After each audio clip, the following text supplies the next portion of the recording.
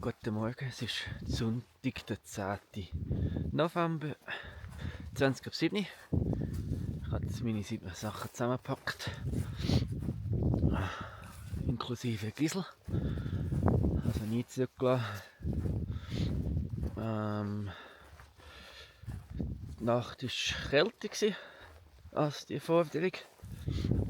Es hat auch hier oben ein bisschen Frost im Gras.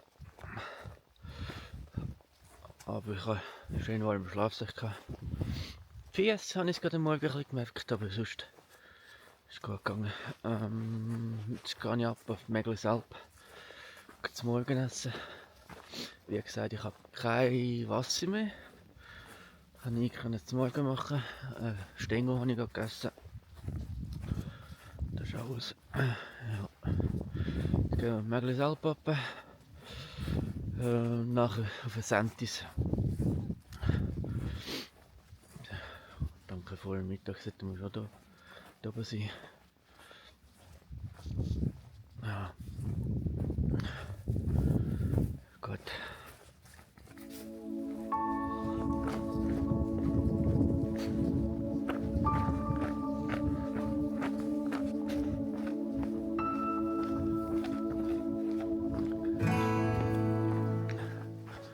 So, das war jetzt Meglesalp. Hier kommt das Blickli. Ich werde schauen, ob der Wasser kommt oder nicht. Das sieht schlecht aus. Ach. Irgendwo. Ja. Du hast da rumschauen.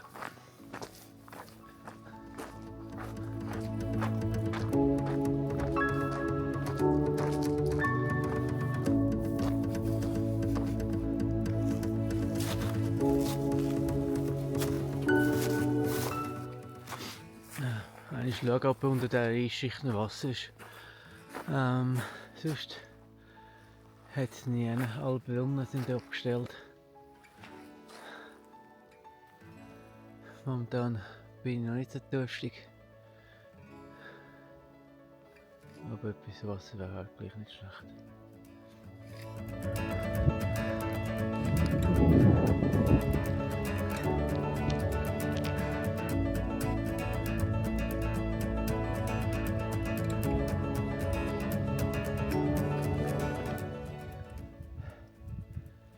Es ist jetzt 8 Uhr und ich laufe weiter. Ich habe kein Wasser gefunden.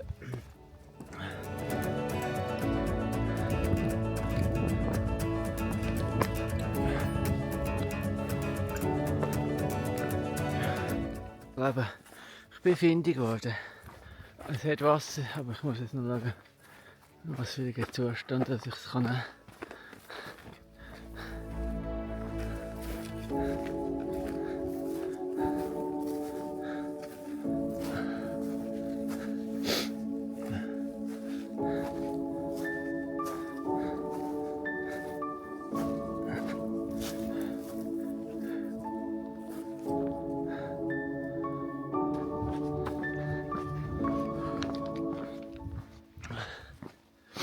Also Wasser scheint das Problem zu sein. Ich habe mit der Strecke ein Loch durch die dicke Eisschicht geschlagen. Wirklich mehrere Zentimeter dicke Eisschicht. Und dann ist noch ein dickflüssiger Schlamm wieder. Ja.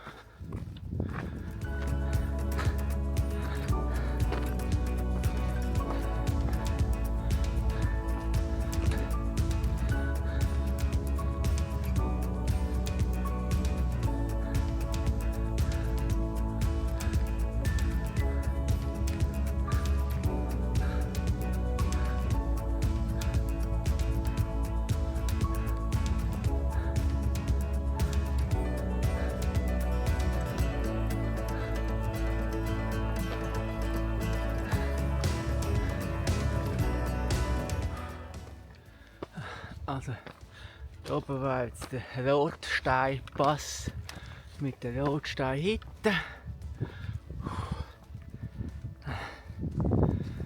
Dort haben wir, glaube ich, die meisten Höhenmeter haben wir es bis da. Und die Santisuppe ist, glaube ich, nicht mehr allzu viele Höhenmeter zu bewältigen. Aber was weiß ich schon? Keine Ahnung. Ja. Da aber schnell irgendwo 5 Minuten anhocken. Ich hoffe, dass es da oben irgendetwas zu essen gibt. Wäre nicht schlecht. Und sonst, Sentis ist nicht mehr weit. 2 Stunden. Geschätzt. Aber frage mich nicht solche Sachen. Ich habe doch keine Ahnung.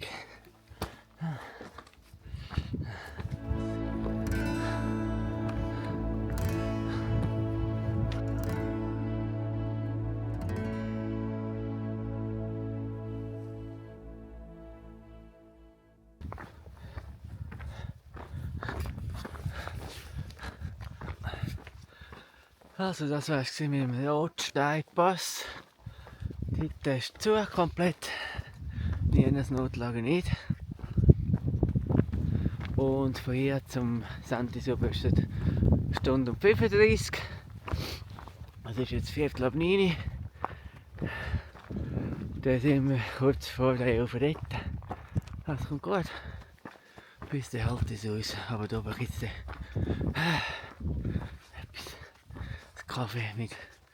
Kaffee mit Gigs oder so zum Aufwärmen.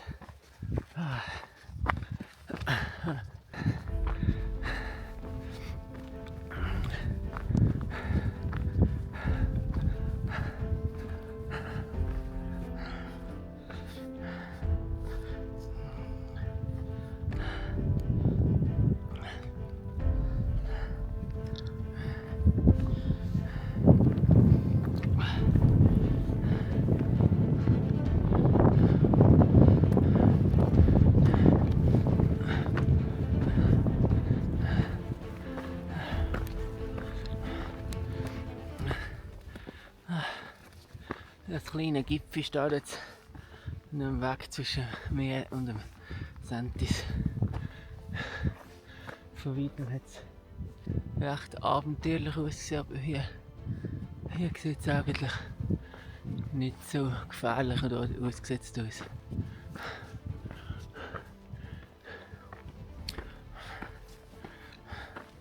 Ist meistens so von weitem denkt man, hey, darüber muss ich. Und dann mache ich nicht und denke, ja, gar nicht so steil.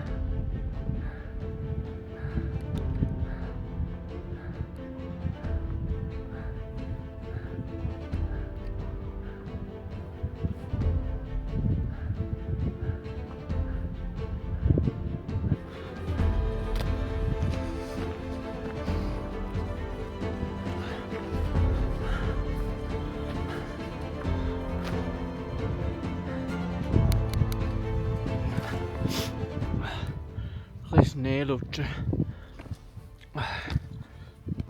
Die erste Flüssigkeit vom heutigen Tag. Aber Sand ist ein Greifen an.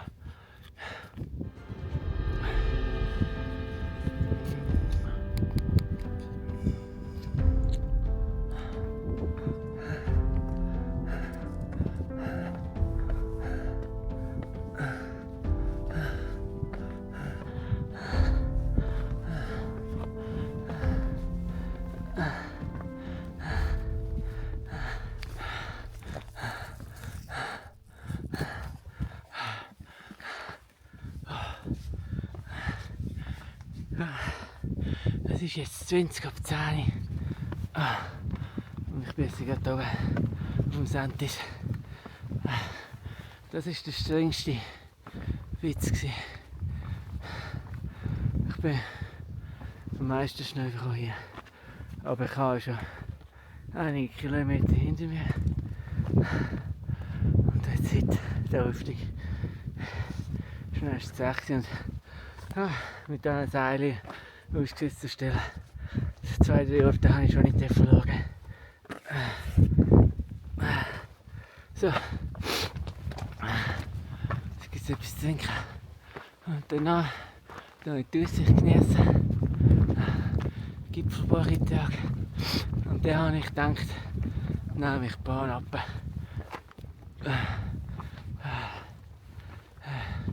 Weil dann schaffe ich es heute nicht zum Auto zurück und kann heim. Ist mir gleich, wenn ich morgen einen Ruhetag einlegen.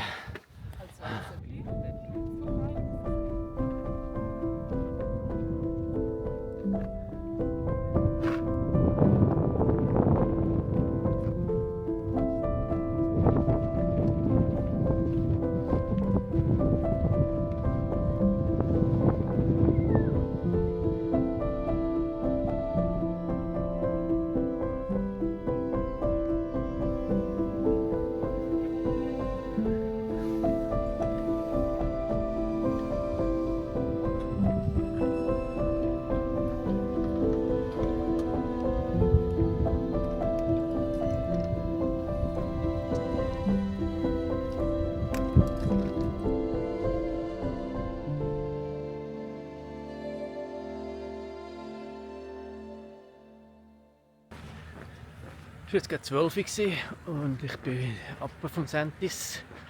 Der Uli verliert hier unten auf dem Parkplatz. Ich suche jetzt meinen Weg, den Wanderweg zum Kronberg. Das wird die nächste Etappe. Jetzt gehen wir von erst hier zum Schatten raus, irgendwo die Sonne. Da gibt es noch irgendwo eine Mittagsrast.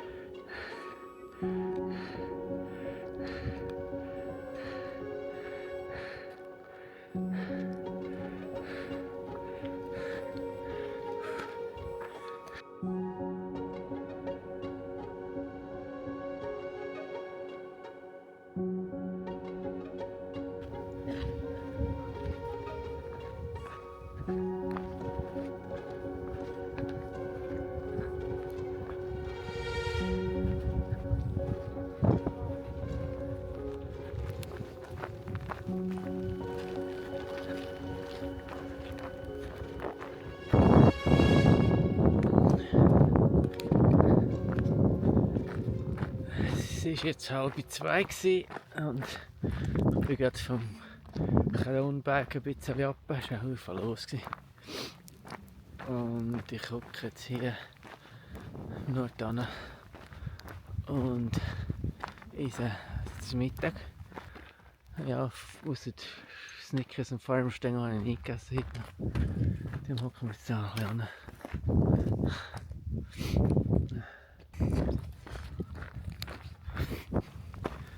Da habe ich hier oben zum Mittag gegessen, direkt neben dem Wanderweg. Die Leute haben ein bisschen blöd geschaut. Aber ist egal. Es ist so ein kalter Wind, der geht hier oben richtig unangenehm. Es war jetzt dann der Tag nicht so kalt wie jetzt, obwohl die Sonne kommt. Und heute scheint hier der Nebel hecher zu sein. Wiesbaden und Appenzell ist voll im Nebel. Freitag, Samstag ist es nicht so gewesen.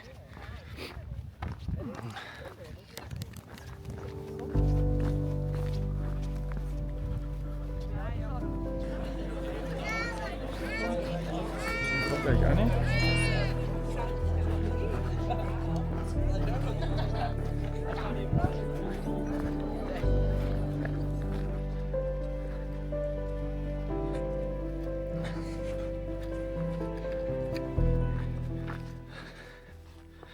Es hat wieder ein bisschen geruhigt zwischen der Bahnstation Kronberg und der Bahnstation Scheideck.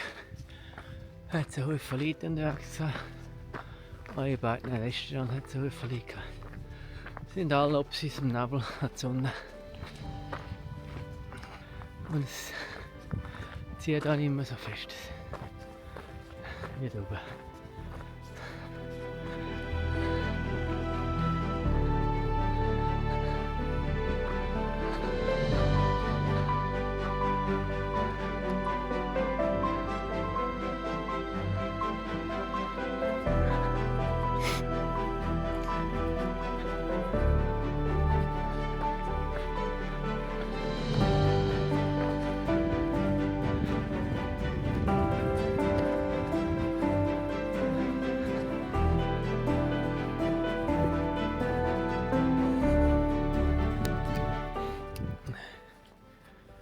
Es ist jetzt 3:30 und ich bin jetzt hier am Klosterspitze oben gewesen. Gerade 20 Minuten, eine halbe Stunde. Dann habe ich angeguckt, die Sonne genossen. Und jetzt geht es hinab, sieht ziemlich schattig aus und irgendwann kommen wir ja in den Nebel rein. Und dann wäre es das gewesen mit der Königstour im Alpstein. Abgeänderte Version von mir. Die Originalroute ist etwa 10 Kilometer länger. Die wäre jetzt hier noch ein bisschen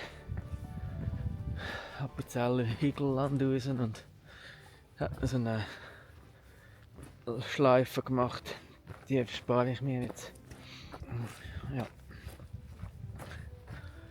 Hier laufen wir zurück langsam zum Auto.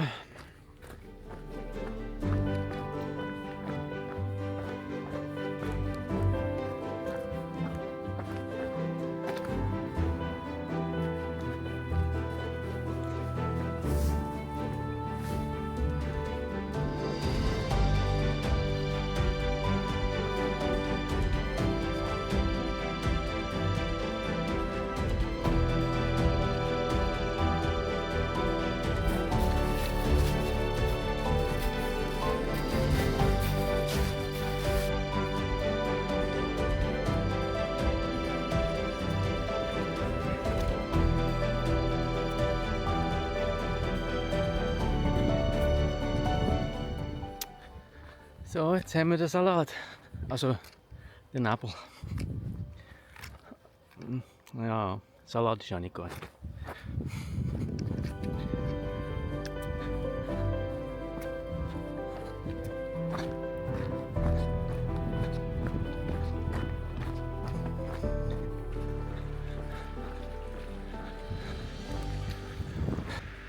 Es ist 4:30. Noch 5 Minuten bis zum Auto und dann wäre es das gewesen. Mit dieser schönen Tour im Alpstein. Danke allen, die reingeschaut haben. Und etwas wollte ich noch sagen. Ich weiss, dass im Alpstein Wildcampieren nicht erlaubt ist. Aber das Bivakieren ist mit Einwilligung vom Grundbesitzer erlaubt. Es gibt auch einen Unterschied zwischen Bivakieren und Zelten. Wildzelten hat einfach ein schlechtes Image, weil vor 2 Jahren war Bericht in der Zeitung, dass Wildcampieren Gieselriesen liegen und Luizige und Party machen.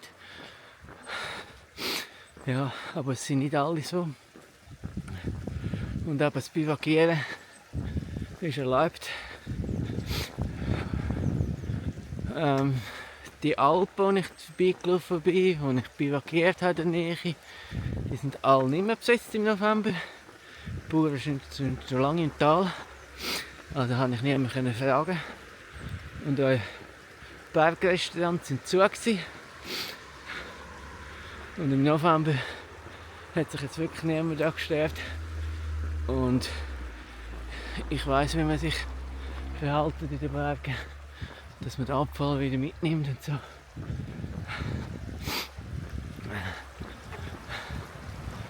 Ja. Das wollte ich nur sagen. Also, sind lieb zueinander. Gehen in die Natur. Tschüss zusammen.